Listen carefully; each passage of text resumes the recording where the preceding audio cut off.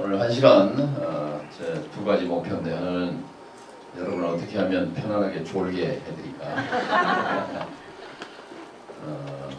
왜 민주당을 하는가 하는 얘기 우리 다 알고 있지만 한번 꺼내서 얘기 해봤으면 좋겠어요. 서울의 지구당이 48개인데 제일 젊은 지구당이죠. 박홍근, 소영교, 이건 위원장하고 여러 시의원님, 의원님 이 자리에는 또 구청장 후보님들도 많이 계십니다. 중랑의 불명예는 어떻게 해서 3번을 내리 우리가 내년에는 반드시 탈환을 해야 되겠습니다. 그런 뜻으로 크게 박수를 한번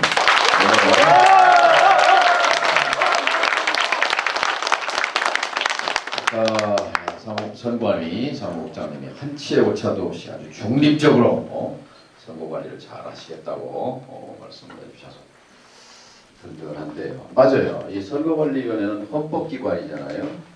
정치적 중립이 생명이죠. 그래서 다 신뢰하는데 최근에 어제 오늘 우리가 보잖아요. 이 헌법기관이죠. 검찰도 또 국정원도 또 국군도 다 정치적 중립이 생명인데 이게 어떻게 돼서 한 덩어리가 돼서 선거 캠프 역할을 한 거란 말이죠. 그렇죠? 선거를 당원과 그 다음에 당의 캠프가 해야지 왜 국군 사이버 사령부가 선거를 하고 왜 국정원이 선거를 하고 또 뭐 이런 관변단체들 이거는 민주주의의 보훈처 이제 지금 우리 민주주의가 어떻게 보면 위기에 처해 있다 이렇게 볼 수도 있어요. 근데 우리 국민들은 중랑에 계신 분들도 그렇고 사실 제일 초미의 관심은 발등의 관심은 먹고 사는 문제예요. 내가 먹고 살고 우리 아들 딸 취직시키고 그 이상 더 중요한 문제 어디 있어요. 민주주의 중요한 줄은 알지만 내 문제와는 멀다 말이죠. 그런데 따지고 보면 이게 손바닥과 손등 또는 이게 실과 바늘처럼 같은 문제예요.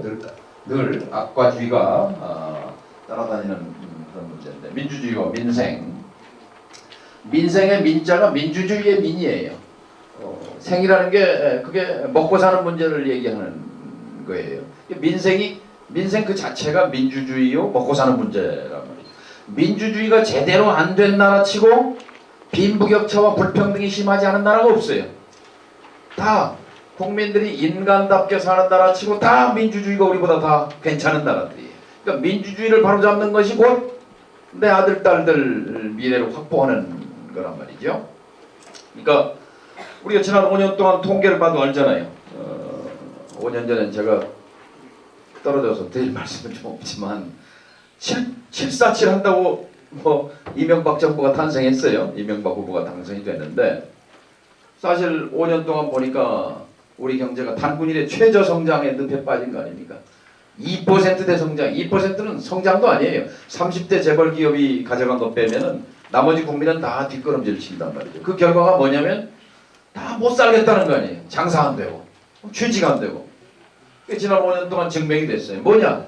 지난 5년 동안 민주주의가 앞으로 갔습니까? 뒤로 갔습니까?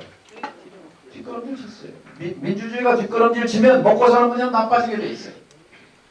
그래서 지금 어제 오늘 이 사태가 제가 동물적 감각으로 정치적 본능으로 이거 민주당이 사활의 기로에 왔구나.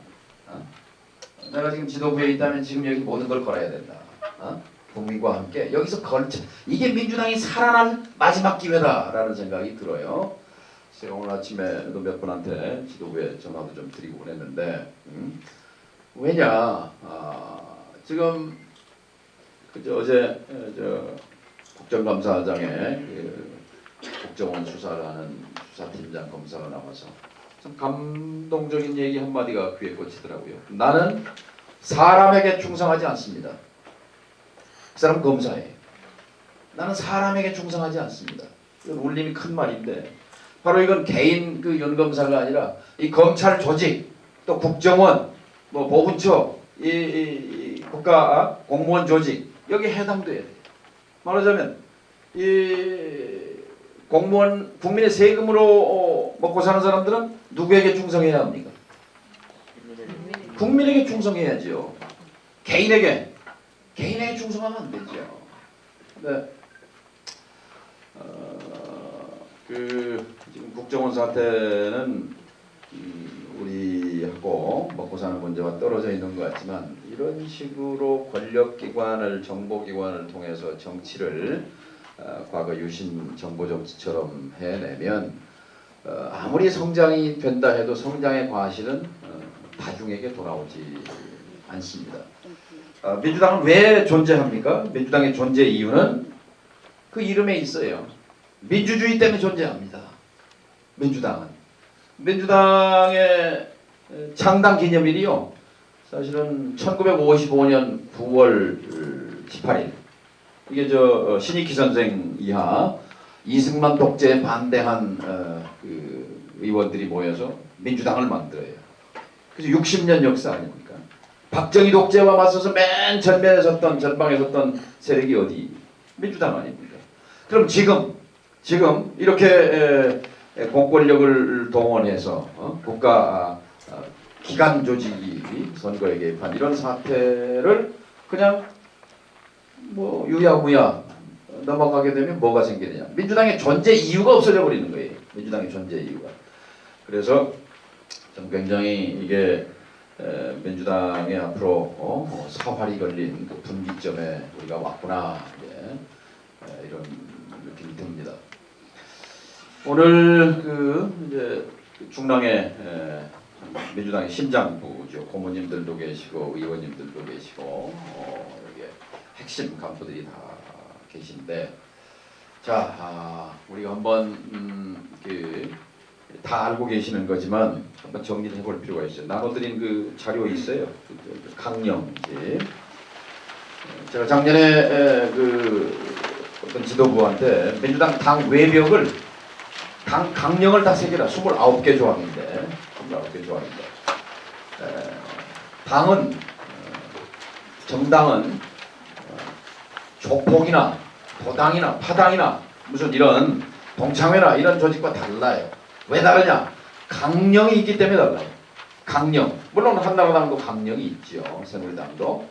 그런데 우리와는 철학이 달라요. 가치가 달라요. 이 철학과 가치에 동의하는 사람들이 모여있는 게 지금 이 자리예요. 중랑구에서는 이 강령 정신에 부합하게 인생을 살아온 분들이 이 자리에 함께 계시는 거예요. 새누리당은 또 새누리당대로의 자기들 노선이 있는 거죠.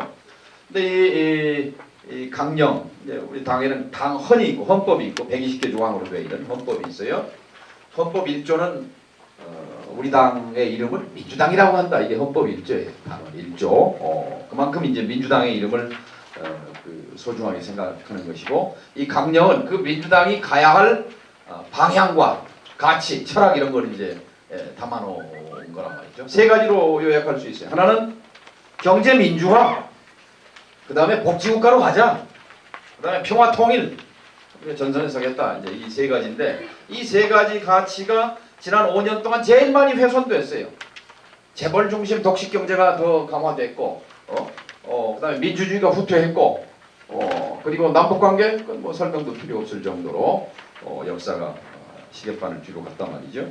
그래서 다시 한번 우리가 함께 하고 있는 이 정신인 강령을 좀 최소한 이 자리에 계신 분들 한번 쭉 읽어보실 필요가 있다. 오늘 수업 시간 이제 몇 시간 동안에 보십사 하는 말씀을 드리고요.